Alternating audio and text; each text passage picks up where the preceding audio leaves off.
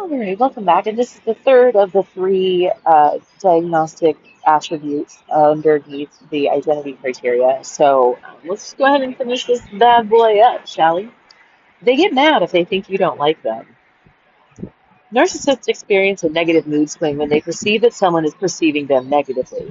This swing leads to a downward spiral that is a hallmark of narcissism, also often cited by victims of narcissistic abuse, the narcissistic injury.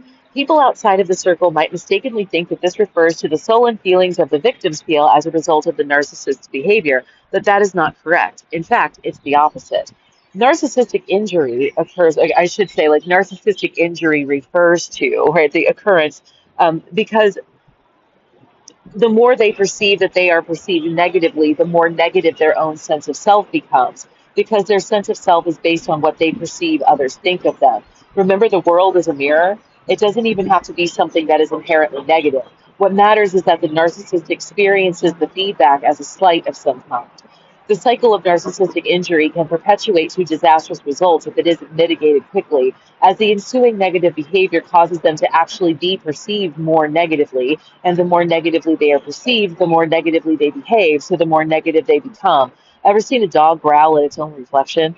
Narcissists can't recognize themselves, so even when the exhibited reaction of others is benign, it's seen as an insult if the narcissist expects praise. One cannot reason with a narcissist because there isn't someone inside to reason with. Right? So this is my hypothesis, right? There isn't what we consider the sense of personality to be. It's almost like what you would normally be able to speak with is overridden by their subconscious that even they don't actually have control or understanding of. Right. So like their autopilot just takes over and tells you to cut it out. It's kind of like a mama bear, right? Even though you have every right, right? Listen, baby bear is caught up in a fishing net and you're just trying to save its life, but mama bear doesn't know that. So mama bear is going to come smack you on the face with a bear claw regardless, right? That's what's happening here. Right? If they're whatever it is, it doesn't matter what it is. It could be perfectly reasonable constructive criticism or even just something that they're perceiving as being a negative. They're going to start getting offended by it. But they're not offended by what you're saying. They're offended by you because they don't take what you're saying or doing seriously. One cannot reason with a narcissist because there isn't someone inside to reason with. Their sense of self is the external thing that is being painted negatively. So telling the narcissist that they are being insufferable is just adding to the infinite feedback loop. The victim has two options, but both are rooted in the concept of realizing that you must reason at the narcissist. One option is to gray rock, walk away, and even go entirely no contact if you must, just to make it stop. Yes, this is effectively ignoring the tantrums or the narcissist as a whole. Eventually, the narcissist will cool off on their own, but it's usually when they need or want something from you again. Pay attention to this. Ask yourself, if I were in a legitimate heated argument with someone and just walked away and refused to speak to them for days, would I open up again just because they needed someone to go to the movies with on dollar popcorn night? Of course not. And the narcissist's assumption that you would is not normal, right? So it's like you have a relationship ending blowout with someone, and 48 hours later, they just text you, hey, you up? Want to go to the movies? Right? You'd be like, what actually happened between us 48 hours ago should have had you delete my number from your phone. Right? They'll just come back and act like nothing ever happened. I know I mentioned in Light Traffic that he did this a lot. Like he could have a shouting argument with someone and like 5 minutes later just come at them acting like nothing happened. And the argument would be something that was like enough that you just wouldn't even talk to this person ever again. And it would just like water on a duck's back, right? Like nothing ever happened, or like, yeah, I just screamed at you and bit your head off and called you an idiotic bitch and blah blah blah, and I never want to speak to you again if this is all the better you can be, when you didn't do anything but think that they were choosing like the wrong color of shower curtain, right? And now 5 minutes later they're like McDonald's or Burger King. Right? And you're like, are you kidding me? I went home, right? Um, That's the degree to which narcissists will do this shit. The second option is very context dependent. You have to find something that they can objectively relate to that will shut down the misunderstanding, even if it's a fib. Magicians call this misdirection. You need to convince them that you are objectively discussing two separate issues. For example, and the funny thing is normally you are. Remember Alex and Chris and the favorite colors and stuff? Um, a lot of times you actually are discussing two completely separate issues. For example, if you are having an argument about a mutual acquaintance named Arnold, and you both know and also know another Arnold, you can shut down the argument by saying that you were mistaken about which Arnold they were referring to. It is very important that you word it this way. You have to be the person who misunderstood. If it's directed at them, they'll just jump into another argumentative loop.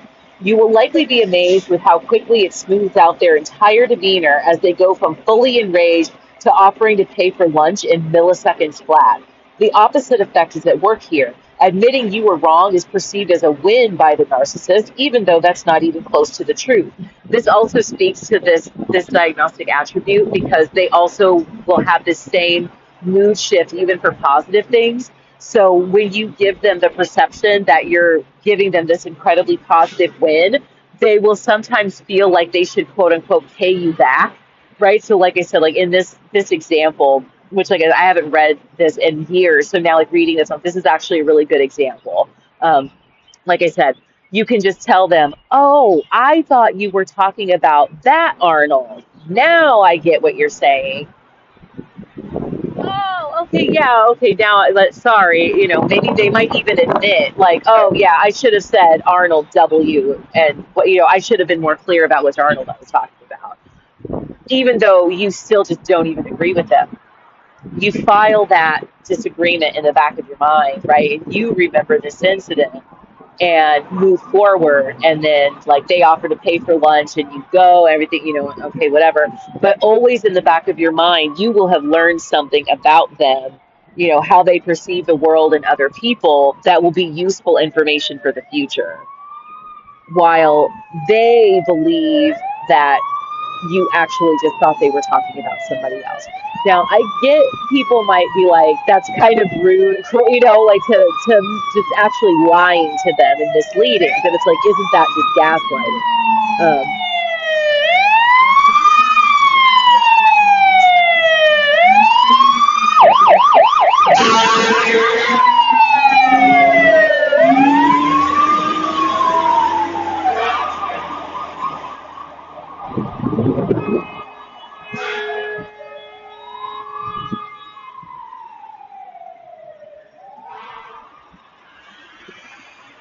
Oh, okay, sorry. I like that honking here. There's a fire truck going by in this car. It's a two lane, but it's a dedicated left and a go straight kind of thing. And this person who had pulled over for the ambulance wasn't being let in to turn left. I've had people do that to me before when I was driving Uber, and it like was completely bonkers. And when I finally just like went for it, this guy was like cussing at me, like what the, and I was like, I just pulled over for the ambulance, and now no one will let me back in, and they just like drove off real quick because they realized like yeah, it's kind of fucked up. Anyway, sorry, side tangent, but that's what the pause there was for the fire truck. Anywho, so as I was saying though, like some people might say like that, but isn't that gaslighting? And it's like it's a little fib.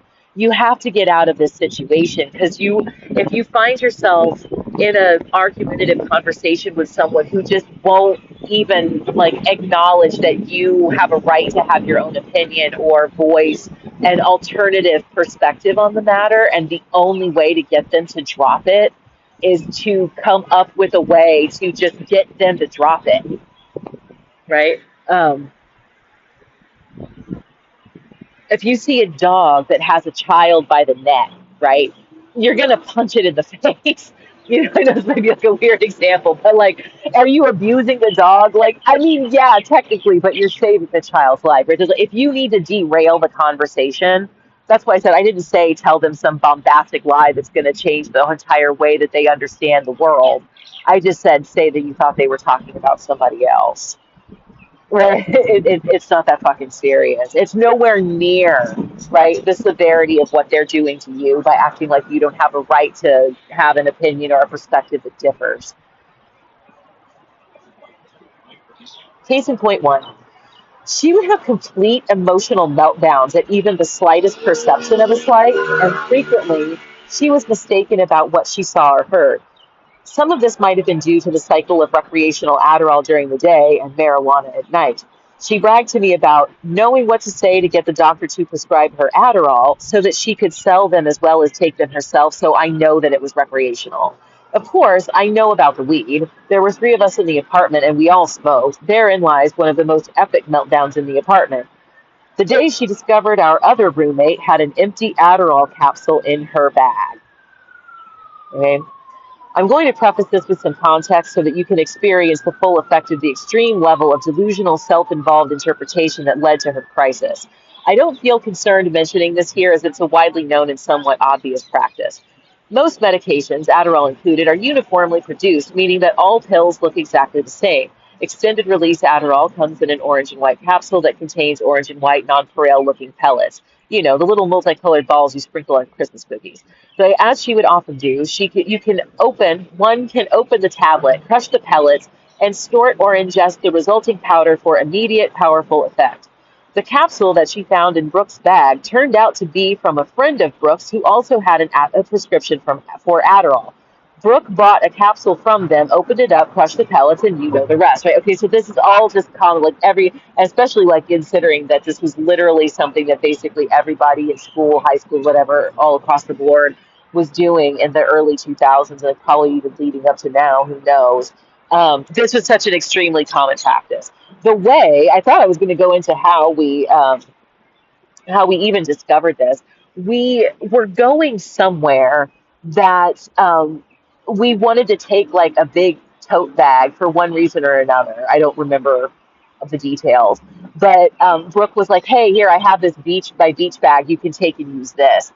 And it was in the bottom of that bag. And when she saw it, she just lost her fucking mind and was just completely convinced that she had to have just stolen it from her, from out of the medicine cabinet. Now, we were living in a three-bed, two-bath apartment, but the one bathroom had a shower tub and was like twice as big as the other bathroom that only had a stand-up shower. So I took the smallest of the bedrooms. So it's like two of the bedrooms were like master bedroom size, and then one of them was like half the size of the other two bedrooms. So I took the small bedroom and then had the small bathroom to myself. And they took the bigger bedrooms and then shared the bigger bathroom with the bathtub. Okay. So they shared a bathroom. And she had been keeping her Adderall in the bathroom cabinet. So, oh, um, so that's where then all this stemmed from, is that she became convinced that our other roommate must have stolen one of her Adderall pills from out of their bathroom cabinet, and that's how the empty Adderall capsule ended up in the bottom of this bag that she then chose to lend us. The whole thing feels and sounds contrived as fuck, right? Like, even when it was happening, I was like, this has to be like a production. This is a skit. This is horse shit, right? Whatever this is. Okay, it's anyway. She was so convinced that her methods were extraordinary that Brooke must have been stealing her Adderall, which was a prescription that she needed. She was screaming and crying and pacing about the apartment, going on and on about what to do to get back at her and how she was so devastated that someone would do this to her. Illicit drug security was not something I felt comfortable bringing up to her. For example, why did she even keep this in the bathroom medicine cabinet? Aha, option three. Just don't fucking go there. Don't start no shit. Won't be no shit, right? If this was this important to you, why wouldn't you keep it under lock and key? Like, if you knew, because she's also bullshitting about it being a prescription she needed, right? You've already told me that you just told your doctor what he needed to hear in order to get the prescription for the Adderall in the first place, which, by the way, was almost fully covered by her insurance. I happen to know because I picked it up for her one day. She was getting 30 tablets a month for like less than 28 bucks or something like that. And so she was paying out of pocket less than $1 a pill and then turning around and selling them to people for $10 a piece. So she was making a pretty decent profit doing this. So, like, not only did you lie to a medical professional in order to procure a fraudulent prescription, your insurance is paying for it. You are a drug dealer selling it to people without a prescription. And then on top of it all, your dumbass just leaves it out to be publicly accessed and now is screaming and throwing a fit that you think one of them was stolen by another roommate who had access to it in your medicine cabinet, who then was irresponsible enough to have left the empty capsule in a bag that she then turned around and lent us. It almost makes me wish that I could remember more of the details of why we even asked to borrow the bag in the first place, because I'd hazard a guess because we were doing something that you wanted to do and therefore knew or wanted to ask her to borrow the bag in the first place. You mean to tell me that this wasn't some weird ass contrived shit that you came up with? Just pains in the ass. They both were. The other roommate, Brooke, as I've called her here, was a pain in the ass for like just irresponsible and basically like dumbfoundingly immature reasons. Um, but yeah, anywho, she had an overarching problem with paranoia that wasn't just the weed. She was perpetually terrified that people were out to get her when no one really gave a rat's ass one way or another. It wasn't beneath her to spread rumors about people who had wronged her, like the time she told professors that a guy in the department had tried to rape her after he rejected her sexual advances. I suspect that she may have tried to tell professors that I plagiarized her final paper in one of our classes because my topic was similar to a conversation we'd had once, to buy herself time to finish hers because her drug habits were putting her behind and everything.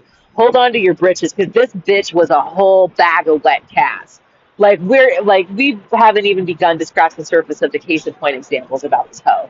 Like, dude, yeah, crazy out of control. But basically, like, because we were both like we're in all of these philosophy classes together, and so we would converse regularly about the topics we were discussing in class, or like sometimes, like especially like if we had our like little essay homework assignments and this and this and that. And so one time, um, like when we were discussing what our final projects were going to be for one of these classes, and I told her what I was going to write about, she got kind of bent out of shape and was like, "That was my idea. Like, remember that conversation we had back when we were doing that paper in class, and I'm the one who said dot dot dot XYZ." And I'm thinking in the back of my mind, like, we're both intelligent people and the topic isn't that deep. So, like, just because we, like, during the course of conversation, you are the one who mentioned that particular aspect of the topic. Do you actually think that you are some sort of phenomenal genius who just came up with that shit as a unique idea and don't actually realize that that is something that is recognizable by anyone with half a brain who read the paper, right? So all that being, but it's like I'm not gonna insult her in that way. I was just, but I think I probably had to say something to her along that effect, like just because you're the one who vocalized it doesn't mean that lots of people couldn't have come up with it. You didn't actually introduce me to a novel idea. You just happened to be the one to say it in our conversation. Um, as far as the whole like Twilight Zone aspect of things is concerned, I know that I've mentioned already that I think what was really going on was she was trying to cover her ass for being the person who had taken my credentials in order to access the Twilight Zone game, whatever we're going to call it. Let's just call it the casino, whatever, right? That in order to access the casino, right, she used my credentials and whatever, right? We'll just leave it at that. Um, for some reason, she thought that she was some kind of a genius because she was able to decipher my credentials. Does that make sense? Like that, there's some element to this where she actually believed that she was supposed to be the person utilizing those credentials, and that I was being silly, thinking now after gaining access to the casino. Now I think I'm actually the person who's supposed to be in that role. And she thinks I'm ridiculous for that. But so this is another reason why I had to just then remain entirely in the dark, right? I can't go to the casino at all because this bitch who basically stole my credentials to be playing the role she's playing genuinely believes that she was supposed to be playing the role. And so maybe what they did was convince her or used her to try to get me alternative credentials, which she then also just used for herself. And is then, while we were living with each other, had to outwardly pretend as though I was the person in the second role of credentials. I don't, there's a part of me that I get, I know what I'm saying, right? But I'm not necessarily sure if it translates. I always have kind of thought of it in terms of like a surprise party for somebody. And like you thought, like if somebody thought that the surprise party that was being planned was actually supposed to be for them for a promotion that they recently received, but or that they were going to receive, but they weren't the person that was going to be promoted. The person that was going to be promoted was somebody else. But they went ahead and took. I'm going completely off there. I can't even think straight to even come up with how to follow that line. I'm going to be perfectly honest. Um, but yeah, so basically, if she was involved in the planning or is somehow exposed to an ability to steal my credentials, they knew someone had stolen my credentials. They gave this person away to then give me credentials that they then also just stole, but then found themselves, because I've also, this is where it's like, the plot thickens, right? Where that I've wondered sometimes before if what was going on in our apartment was actually being surveilled. And I know that that sounds completely bonkers, but part of the reason that I've retroactively kind of put that lens on things is because when I moved in with him, his front door opened up immediately into like just a really tiny area in the apartment that was immediately adjacent to the wall that separated like the kitchen from the bathroom hallway. Like I said, it's a studio. So there was a wall right in front of the door when you would first come in the door. And he had a note that he had pasted to the door adjacent. Like if you were looking through the peephole into the apartment, you would have been able to see this sticky note. And the sticky note said something about it was like a warning for somebody to stop trying to see into his apartment. And it was weird because at one point I asked him about it, and he's like, "Yeah, there's this guy that lives in the building that kind of goes around just like trying to peek into people's apartments through the peephole." And I remember thinking, I'm like, I don't even think that is that even possible? Like to look through the peephole, like it seems like that would be a one directional kind of thing. I don't know. But there was also an incident while I was living with her that we were kind of partying and dicking around one night, and we went back to campus, and there was a fire escape that led to the back of, like, on each floor. The fire escape led to a window of one of the rooms on each floor, and one of them happened to be the office of one of our professors. And she claimed that when she was looking through the window into his office, that she could see a sticky note that was pasted to the top or to the door. And I don't remember what she said it said. It was all, like I said, it's all a blur because we were partying that night and we just were kind of like drunkenly, let's go over to campus. And stuff was still open on campus too. To get like the library was still open, so it wasn't like some sort of bizarre 3 a.m. thing. It was like 10 o'clock at night, and we went over there. And for some reason, she decided to go up the fire escape and peer in the back in this window. Anyway, this is a whole strange story. Um, so, um, anywho, there's just all these weird little like nuggets. It's almost like little breadcrumbs, right? So, like I said, sometimes I look back and I'm like, and especially just now while doing this, it makes me wonder if she also knew that what was going on in the living room of our apartment was being watched.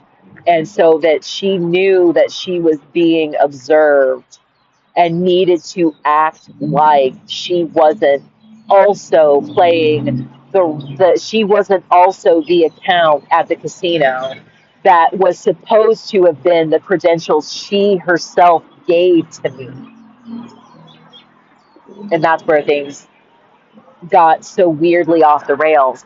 But you would have to be a psycho bitch to be doing what she was doing. And I feel like even like looking back now, being how my life has gone and the things that I've been involved with doing and tasked with and all that stuff, that to have wanted to have taken this role from me, I always kind of look at it as like what she took from me was actually just my ability to have a relationship with family and friends. So I've read somewhere before with like that people have talked about that um, but like that everybody like uses Facebook to keep up with their family and friends of the past and yada yada yada. And like if you were a celebrity or something like that, you couldn't just be on Facebook to still be friends with like your cousins and your classmates from high school, and all this whole nine yards. So like how do celebrities in this day kind of like participate in this normal life, and stuff? And they've said that it's like they make fake accounts um, for themselves to then be friends with the people that they would be friends with if they weren't a celebrity, right? So like to stay in touch with their family members and their classmates and friends, et cetera, et cetera. Um, and now I'm like having a moment of like trying to remember where I was going with this. Basic, basically, that if they were doing this by utilizing kind of like these like fake Facebook accounts, right? That this was how I was supposed to be able to stay friends with my own actual friends and family while doing whatever the fuck all of this is. So that all she actually did was keep me from being able to have a social connection to anyone. Um, and didn't do herself even remotely any favors, but because she was never going to be able to take this role from me, she was never going to be able to take my place. No one in their right fucking mind would ever want to take my place. Um, there's no way in hell anyone would have ever have wanted to do this. And all she actually did was make it 10 times worse, because if I were able to have been at the quote unquote casino, which I like using because my initials, which were the name that my father gave me, is Casey. And so casino is Casey no, right? The only way that Casey could know about what was going on was to be at the casino, to be undercover in one of these accounts, to be able to attend my own supposedly private party, to be able to converse with people and know that people didn't just fucking hate me, that I didn't get abandoned here to play Try Not to Die on an island. That's what she took from me. Like, let that shit sink in. If Twilight Zone is fucking real and shit, this bitch is going up the river without a canoe. Not just, you know,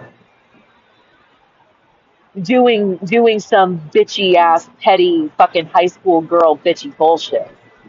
She's actually fucked her whole life up. If we could ever get to the fucking finish line so that I can actually have a life and this bitch can go to prison. You see what I'm saying? This bitch is still out here wandering around like a free bird, Freedom feathers just flying and flapping every fucking where, and my ass is still trapped in fucking hell. That I never decided to be a part of in the first fucking place, which brings me back around full circle to why in the hell would I have wanted to be talking to any of these people in the first place when they fucking condemned me to this life of bullshit? Right? Why in the fuck would I want to be doing that? Like, that's why I said that it's like, whatever this is, how complicated down a rabbit hole does it have to go?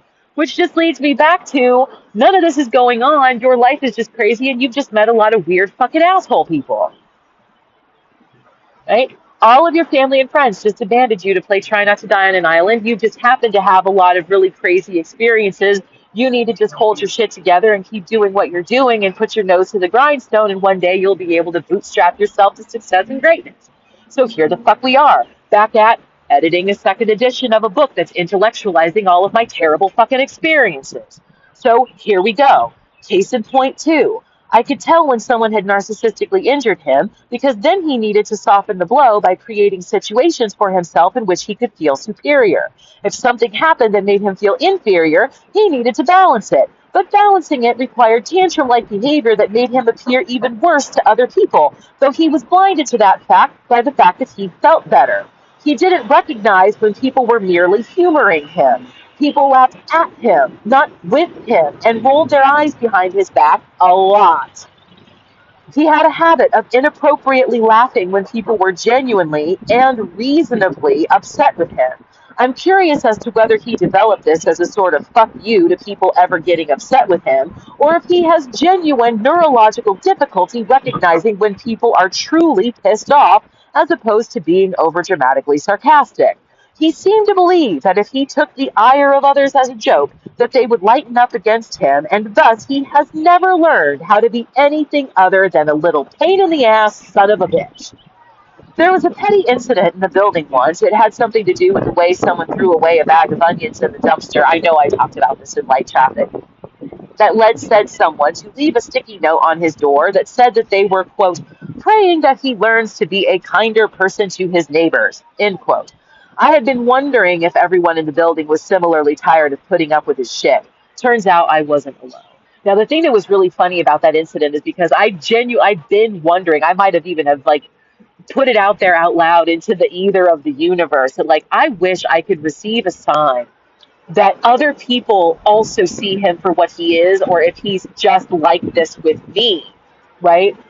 Which is funny because that's one of the exclusionary criteria.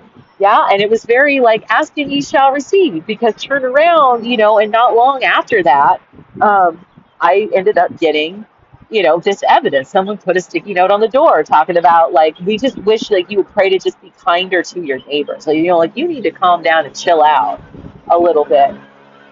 But yeah, so here we are, back to this mess, back to low power mode. It's time for me to move on. I still haven't eaten. I did go to the bathroom, but I haven't gone to eat yet. So I think I'm going to finally take care of that and keep it moving, because I am going to need now more than ever to get into a position to charge my phone so that I can keep it moving. Anywho, all that being said, I hope you have a lovely rest of whatever you're doing, and I'll see you in the next one. Bye!